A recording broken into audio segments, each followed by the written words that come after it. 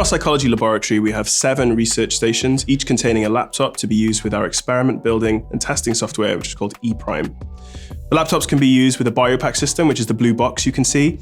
Using this equipment, students can learn about the relationship between biology and psychology. This equipment allows us to measure physiological responses such as heart rate, brain activity, skin conductance, and galvanic skin response, which is an increase in sweat due to an emotional reactivity. Biopac is something we use regularly in our teaching to demonstrate biological principles such as the effects of music on emotional reactivity and physiological responses to key stimuli. Students work in groups during 3-hour practical sessions where they will act as experimenter and participant. These sessions promote active learning through practical tasks and develop their knowledge and their skills.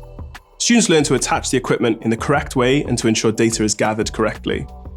They also learn about the ethics of testing people using equipment which attaches to body areas, how to use the data within experiments, and then how to get the data out of the machine in a usable way so that it can be analysed.